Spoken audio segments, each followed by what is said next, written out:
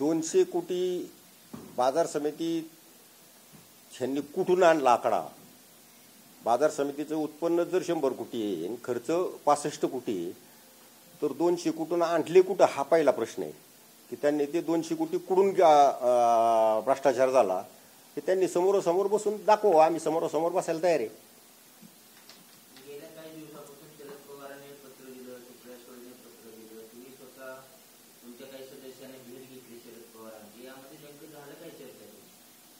आमच्या कुणी सदस्यांनी गाठ घेतली असेल त्याची कल्पना मला नाही. आमच्याकडं शरद पवार गटांचे 2 बाजार समितीवर संचालक आहेत, त्यांनी घेतली असेल. बाजार समितीच्या संचालकांनी त्यांनी भेट घेतल्याच्या नंतर त्यांची काय चर्चा झाली ते आपल्याला कल्पना नाही. पण ज्यांनी जो अर्ज केलेला आहे ज्या व्यक्तीनं, मग त्या व्यक्तीचं नाव घेणं इतकं तो मोठा नाही, त्याच्यामुळे त्याचं नाव घ्यायची मला काही गरज नाही. कारण त्यांचं नाव माझं वैयक्तिक कारण असल्यामुळं 1 महिन्यापूर्वीच मी इथं सभापती झालोय. 1 महिना झाला मी सभापती झालो. ज्याला आपल्या गावात सत्ता चालवता येत नाही, ज्याला आपल्या गावात ग्रामपंचायत चालवता येत नाही, ज्याला आपल्या गावात सोसायटी चालवता येत नाही, अशा व्यक्तीनं साहेबांकडनं पत्र घेतलं आणि त्या पत्राच्या खाली त्यांचं कव्हरिंग लेटर लावलं आणि आरोप प्रत्यारोप काहीतरी केले. त्याचं पत्र मला कळल्याच्या नंतर मी साहेबांकडं त्याची उत्तरं पोच केली, पण मी साहेबांकडे अजून गेलो नाही.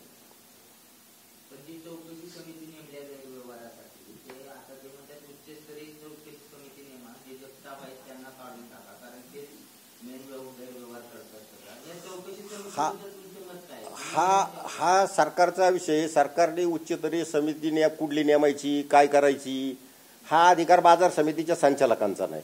त्यांनी केलेल्या अर्जावर तो घ्यायचा. पणन विभाग असेल, सहकार विभाग असेल किंवा महाराष्ट्र शासन असेल, हा त्यांचा विषय, तो आमचा विषयच नाही ना. त्यांनी आता नेमलेली उच्चस्तरीय का साधी ह्याची कल्पना त्यांनाच माहिती. आता ते जरा सुशिक्षित जास्त असल्यामुळे त्या मंडळींना माहिती. म्हणजे मी साहेबांच्या विषयी साहेबांना सुशिक्षित म्हटलेलो नाही, मी रोहितदादांना सुशिक्षित म्हणलेलो नाही. ज्याचा केंद्रबिंदू आहे की ज्याला स्वतःचं गाव चालवता येत नाही असा जर म्हणत असला की ते कमिटी उच्च शिक्षित नाही किंवा उच्चस्तरीय नाही, तर हा तो त्याचा प्रश्न आहे. असा जो काही अर्ज देत असेल कोणी की ज्याला वैयक्तिक त्यांचे नामचे मतभेद आहेत, वैयक्तिक कारणावरनं मतभेद आहेत, गाव लेवलचे मतभेद, गावाच्या शेजारचे राहणारी एक व्यक्ती, त्यांना काहीतरी म्हणून आपलं आरोप प्रत्यारोप करायचा नाही. तर तुमच्यासारख्यांना मी प्रश्न विचारेन की महिन्यात मी आलोय म्हणजे महिन्यात मी काय करू शकतो? 200 कोटीचा भ्रष्टाचार कसा करू शकतो? ज्या कमिटीचं किंमतच त्याची 100 कोटी आहे, तर 200 कोटीचा भ्रष्टाचार कसा होईल?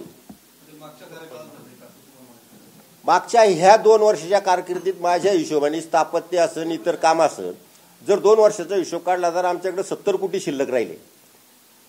70 कोटी जर आमच्याकडे शिल्लक राहिले तर 70 कोटी तो 200 कोटीचा भ्रष्टाचार कसा काय होऊ शकतो?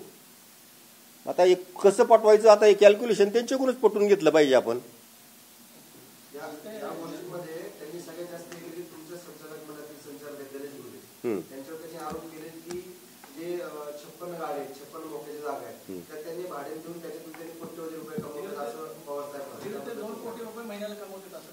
आता असं जर म्हणत असेल तर आपण त्यांना जागा चालवायला दिली पाहिजे. त्या जागा पूर्वीपासून बाजार समितीच्या गाळ्यांच्या प्रत्येक पाकडीच्या गाळ्या शेजारी जागा असती, तो लगतचा गाळ्यावाला वापरतो.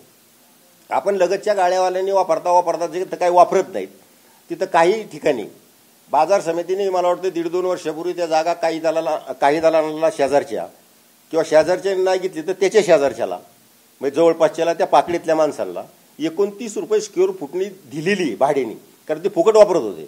आपण उलट ते फुकट वापरत होते त्याला 29 रुपये स्क्वेअर फुटाने आम्ही भाडं घेतोय. अशी फुकट कोणाला वापरायला दिलेली नाही. अजित पवारांच्या नावाचा वापर करून अशा पद्धतीने गैरव्यवहार भ्रष्टाचार घोटाळा सुरू आहे. आता अजितदादा, माननीय उपमुख्यमंत्री अजितदादा पवार साहेब यांच्या नेतृत्वाखालीच आम्ही काम करतो. परंतु तशी आमची बाजार समिती निवडून येताना तालुका विकास आघाडी म्हणून निवडून आलेली. तालुका विकास आघाडी म्हणजे आता आमचे नेते माननीय मुख्यमंत्री फडणवीस साहेब बी आहेत, माननीय अजितदादा पवार साहेब बी आहेत, माननीय शिंदे साहेब बी आहेत. यांच्या नेतृत्वाखाली आता आम्ही विकास आघाडी निवडून आणल्याच्यानंतर आम्ही तो कारभार करतो.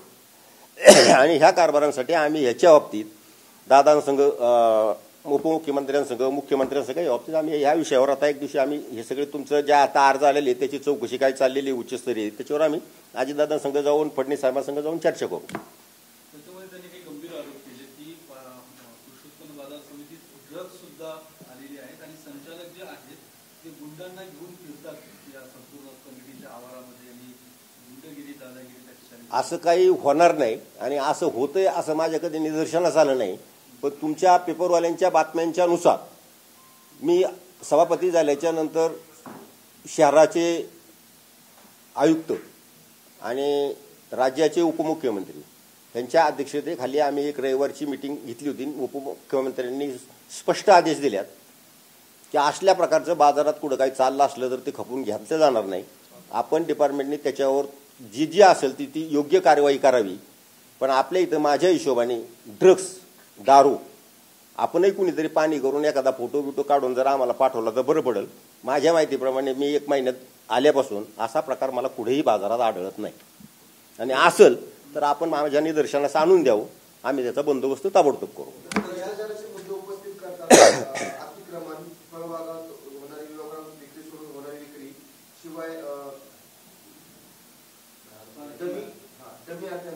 हा विषय केला की ह्यासाठी कामगार भ्रष्टाचार संबंधित आहे त्याला आपण काय कशा नाही आता डमी आडत्या हा बाजाराचा जो घटक आहे त्या घटकांना आम्ही 2 लोकांना परवानगी दिलेली मदतनीस आणि त्यांना 2 लोकांना परवानगी दिलेली आणि बाकीच्यांच्यावर माझ्या हिशोबाप्रमाणे आता या महिन्यात आपण पाहत असताल की बऱ्यापैकी आम्ही ते थांबवित आणले. एकाच वेळेस सगळ्या अंगावर घेण्यापेक्षा थोडं ते बंद करीत आपण चालवलेले. अतिक्रमण कसलं अतिक्रमण भुसार बाजारातली ही आम्ही आल्याच्या नंतर अतिक्रमण माझ्या हिशोबाने झालेली नाही. ही पूर्वी जुन्या झालेली आहेत. जुनी अतिक्रमण झाली म्हणजे काय त्यांनी त्यांचं प्रशासकाच्या काळात जरी ती झालेली असली तरी त्यांना जो 3000 चौरस फूट जागा दिलेली आहे ती सोडून इतरत्र काही झालेली नाही. म्हणजे त्यांना जे 3000 स्क्वेअर फुटाचा प्लॉट आहे तो प्लॉट सोडून त्यांनी 3132 केलेला नाही. त्यांच्या 3000च काहीतरी पत्र्याची शेड बीड मारली असतील ना पूर्वी. मग आता ती जर पाडायची असते ना आपल्या सगळ्यांचं म्हणणं असेल तर आपण चेंबरला ह्यांना विचारून पाडून टाकू. मी गणेश घोले, माझा मुलगा गौरव घोलेच्या नावावर बाजार समितीमध्ये काहीच नाही. म्हणजे व्यापार वगैरे तो अजूनही बाजार समिती व्यापार करत नाही, काही नाही. आज आम्ही आणि माझा मुलगा हे अजितदादा पवार गटाचे कट्टर कार्यकर्ते आहोत. आम्ही पक्षाचं काम अविरतपणे करतोय आहे. काय ॲलिगेशन केली मला माहीत नाही, परंतु मी आत्ता ते बातम्यांमध्ये पाहिलं की गणेश घुले दर महिन्याला 1.5 कोटी रुपये बाजार समितीमधनं गोळा करतात वगैरे वगैरे. तर हे जे ॲलिगेशन केलेले आहेत म्हणजे ते दादा असतील, रोहित दादा आणि त्यांचे शेजारी कोणतरी कार्यकर्ता होता, त्यांनी ॲलिगेशन केले. तर त्यांना मला सांगायचं आहे की तुम्ही पहिल्यांदा शहनिशा करा. गणेश घुलेंकडं आता माझ्याकडं सुद्धा आता हे लेटर आहे. ह्या लेटरवर G55 म्हणजे हे G55 त्यांनी डायरेक्ट सांगितलं की ते घुले 55 आहे. म्हणजे ते 56 म्हणले पण ते 55 आहे. हे गरड साहेबांचे ज्यावेळेस प्रशासक होते तेव्हा मी इथं संचालक नव्हतो. ज्यावेळेस मी संचालक नव्हतो त्या गरड साहेबांनी हे तथाकथित त्यावेळेस प्रत्येक कुठंतरी त्यांना वाटलं त्या ठिकाणी त्यांनी नंबर टाकत गेले. म्हणजे मुताऱ्यांवर पण नंबर टाकलेत, हॉटेलच्या बाहेर नंबर टाकलेत, असे त्यांनी 55 नंबर टाकले होते. आता पूर्वीपासून मी व्यापार करतोय, माझे स्वतःचे 6 गाळे मार्केटमध्ये. तर त्यावेळेस आम्ही साहेबांना विनंती केली होती की जो म्हणजे आम्ही ह्या जागा परंपरागत वापरत आलेलो आहे. आमच्या गाड्याच्या शेजारी जागा आहे की जिथं मुतारी, जिथं मीटरचे रूम्स आहेत, कुठं काय तिथं पडलेले म्हणजे तिथं कचरा बिचरा पडायचा. त्यावेळेस आम्ही आमचा एक्स्ट्रा माल म्हणजे जो शेतीमाल येतो जो आमच्या गाड्यावर बसत नाही तो आम्ही तिथं टाकायचो. त्याच्यानंतर त्या जागा आम्ही तशाच वापरत होतो म्हणून त्यांनी भाडं आकारणी करायचा प्रस्ताव मांडला. तर आम्ही त्यांना एकच विनंती केली, भाडं आकारणी करताना ज्या गाड्यांच्या शेजारी जागा आहे किंवा जे गाड्या ते एक्स्ट्रा माल तिथं उतरवतात त्यांनाच त्या जागा भाड्याने द्या. परंतु कालांतराने त्यांची इलेक्शन झाली, नवीन संचालक मंडळ आले, संचालक मंडळ आल्यानंतर मी पण अनागाने त्या मंडळावर संचालक म्हणून झालो. मी संचालक झाल्यानंतर मी बाजार समितीमध्ये प्रस्ताव ठेवला की अशा ज्या जागा आहेत, गरड साहेबांनी ज्यावेळेस ते काढलं होतं, ह्या जागा ज्या आम्ही फुकट वापरतो, आमचे लोक त्या लोकांना तुम्ही काहीतरी भाडं आकारा आणि आम्हाला त्या जागा हे करून द्या, कॉन्कर करून द्या. कारण पुढं फ्युचरमध्ये दुसऱ्या कोणीतरी जास्त पैसे देऊन किंवा काय करून त्या जागा घेतल्या असते तर आमच्या लोकांचे माल उतरायचे वांदी झाली असती. म्हणजे आम्ही त्या जागेचा शेषही मार्केट कमिटीला भरतो. आणि त्याशिवाय आम्ही आता हे जे मागाशी दाखवलं ह्या जागेचं आम्ही तिथं भाडं भरतोय सभापती साहेबांनी सांगितल्याप्रमाणे आणि बाजार समितीच्या नियमानुसार 29 रुपयांनी आम्ही पर स्क्वेअर फूट त्याचं भाडं भरतोय.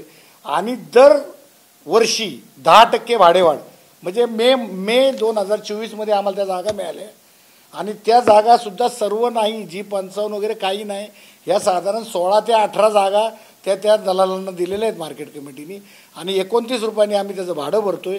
ह्या मे 25ला त्याच्यात 10% वाढ होऊन सुद्धा आम्ही त्याचंही भाडं आज 2 महिने 3 महिने झालं भरत आलो आहे आणि ते कंटिन्यू भरतोय. मग ह्याच्यात कुठलाही घोटाळा नाही, कुठलाही हे नाही. कारण मार्केट कमिटीच्या नियमानुसार बंद जर गाळा असेल तर मार्केट कमिटी तो गाळ्यावर कोण धंदा करत नाही म्हणून त्या आडत्याकडनं पर इयर 60,000 रुपये घेतात. त्या नियमाचा तोच अनुषंगाने ह्याही गाळ्याचं साधारण 80 ते 1 लाख रुपयापर्यंत वर्षाला भाडं मार्केट कमिटीला मिळतं. मग इथं कुठलाही भ्रष्टाचार नाही आणि कुठलाही नाही, हा पारदर्शक कारभार आहे. उलट आपल्या मार्केट कमिटीला इन्कम वाढलं आहे. आणि आम्ही यायच्या आधी 73 कोटी इन्कम होतं, ते आज 106 कोटीवर गेलं आहे. हे सुद्धा आमच्या संचालक मंडळाला एक प्लस पॉईंट आहे. हे आम्ही आता ह्या अनुषंगाने सगळ्यांना माननीय आमचे महाराष्ट्राचे नेते रोहितदादा पवार यांनाही सांगतो. आम्ही 2-4 दिवसात त्यांची भेट घेऊन त्यांचंही हे क्लॅरिफिकेशन देऊन त्यांचंही मनामध्ये जे काही किलमिशा आहेत ती काढायचा प्रयत्न करू. या प्रकरणात तुमच्या मुलाचंही नाव घेण्यात आलेलं आहे, त्याबद्दल आमचा मुलाचा इथं कुठं इथं कुठल्याही कागदोपत्री मुलाचा कुठं उल्लेख नाही. आमचा मुलगा आत्ता कुठं 30 वर्षाचा आहे, आता कुठं राजकारणात यायला लागला आहे. आणि अजितदादा पवारांचा एकदम जवळचा कार्यकर्ता आहे म्हणून त्याला गुंतवण्याचा हा प्रयत्न असेल असं मला वाटतं. पण त्याचा काही कुठं संबंध नाही, कुठं लिगली संबंध नाही, कागदोपत्री संबंध नाही. सर, या पद्धतीने माध्यमांमध्ये तुमचं नाव घेतलं, याच्या संदर्भात मी काही कायदेशीर असं काही करण्याचा विचार करता? नाही. आम्ही पहिल्यापासून पवार साहेबांना मानत आलेलो आहे. आम्ही पहिलेही राष्ट्रवादीचे कार्यकर्ते होतो, आजही राष्ट्रवादीचेच कार्यकर्ते आहोत. त्यामुळं आम्ही कधीही आमच्या ह्या बड्या नेत्यांच्या विरुद्ध कधीही कुठलंही कायदेशीर काय करू शकतो. आम्ही त्यांना आजही मानतो. म्हणजे चुकीची माहिती देते तुमच्याबद्दल असं झालंय असं क्लिअर आहे. कारण माझे बंधुराज आज माझ्या बंधुराजांनी हे राष्ट्रवादी डॉक्टर सेलचे अध्यक्ष होते. आज डॉक्टर घुले माझे सख्खे मोठे भाऊ होते. त्यांचंही अख्खं जीवनदान ह्याच्यामध्येच गेले. त्यांचा मृत्यू ते मिटिंगला जातानाच ॲक्सिडेंटमध्ये झाला आहे. त्यामुळे आम्ही त्या पक्षाच्या विरुद्ध किंवा काही कुठल्याही नेत्याच्या विरुद्ध काहीही करू शकत नाही.